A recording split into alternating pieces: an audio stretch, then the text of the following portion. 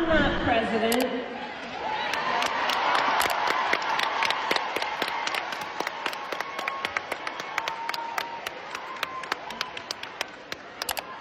And if you want to talk about legacy, let's talk about the legacy of mass deportation of people not voting in Donald Trump.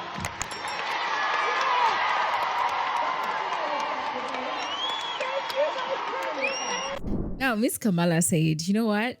I'm tired of you and your hypocrisy. You need to go and fight. Take the fight to the people who brought it onto you. You understand? Like, it makes no sense. Like, why are these people protesting at her book tour? It doesn't. Why don't you just go to the people who are in charge? Like, why would I have a problem? Okay, so let's say I'm sick, right?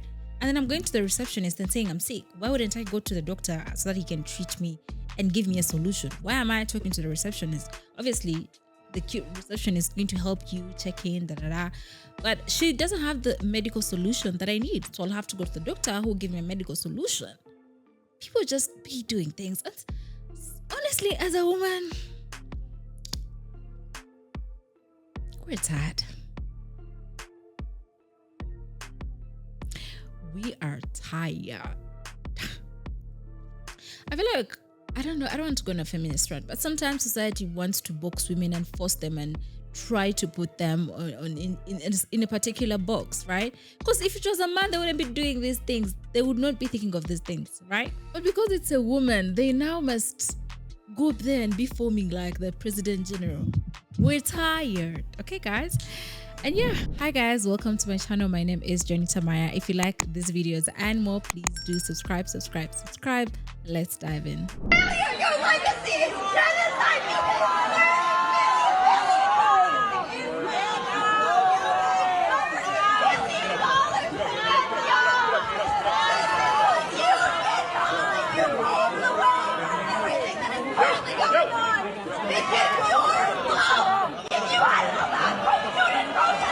You know what? I am not president of the United States. You want to go to the White House and talk to him? Then go on and do that. Your legacy is genocide! You're a criminal! Who's behind these page agitators showing up to the stops for Kamala Harris's book tour?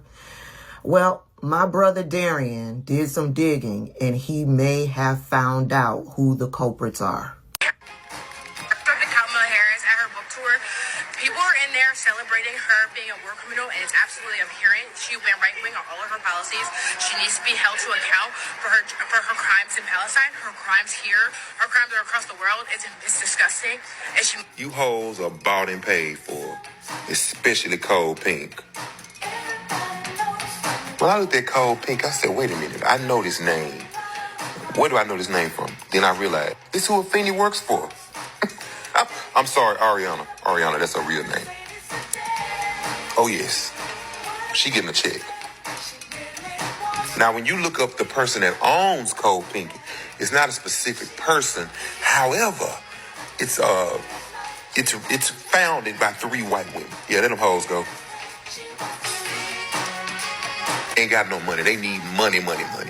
He is the investor to the company, and he live overseas. Neville Sigham is how you say his name? Neville Roy, whatever his fucking name is. He has some controversies himself, if you look at it. One that gets me is he pushes Chinese communism, whatever the fuck they be saying, right there, all that.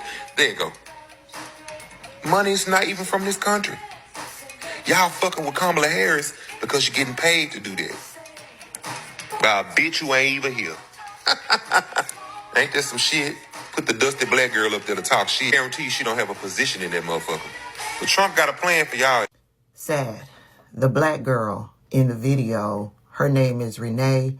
She is a vile paid agitator, and she's well known here on TikTok. And she is the blackface for Cold Pink. See, they put her out in harm's way, and the 3 white women are probably at home having margaritas. But wait, there's more. Girl, you about to get it. Have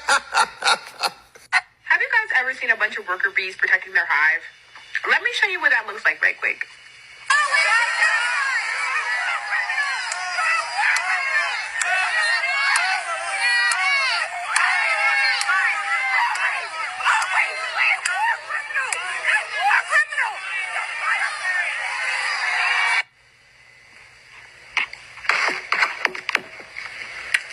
Not only am I embarrassed about the amount of black people that were willing to spend their hard-earned money to listen to a war criminal, there were 5 disruptions. And the more and more they went on, the more and more rabid these worker bees got.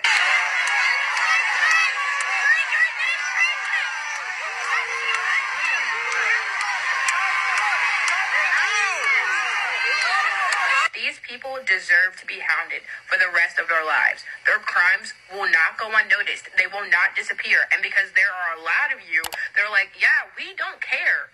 We don't care that she's a war criminal. We are going to stand. Bootleg boy Derek don't even know what's about to hit her ass like a ton of fucking bricks.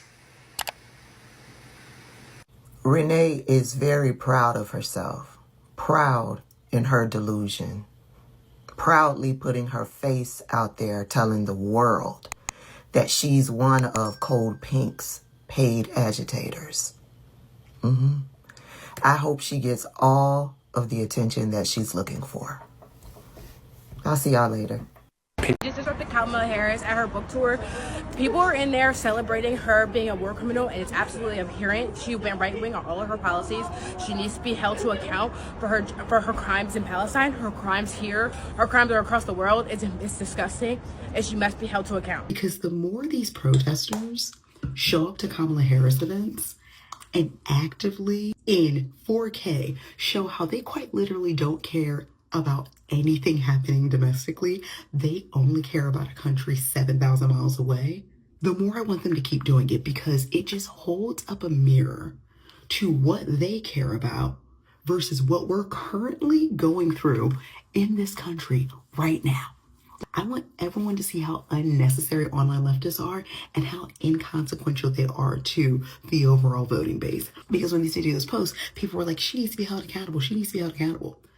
You're seeing less of those comments and more of the, okay, guys, I hear what you're saying, but are we going to talk about what Trump's doing right now? In their pursuit for justice, they are openly saying they don't give a shit about the healthcare in the U.S.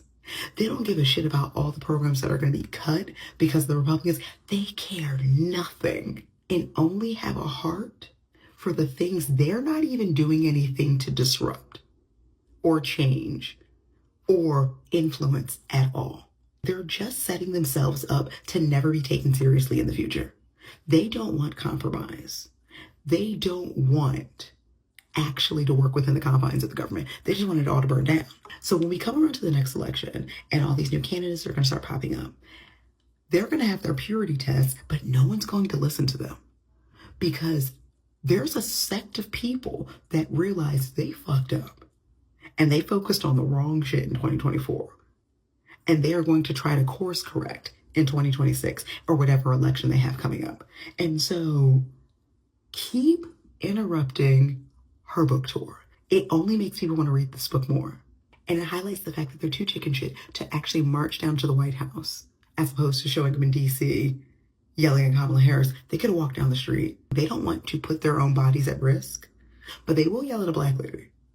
People that just get online and complain are never going to be taken seriously because you have no action items. Yell at Kamala Harris, step 1. What's step 2?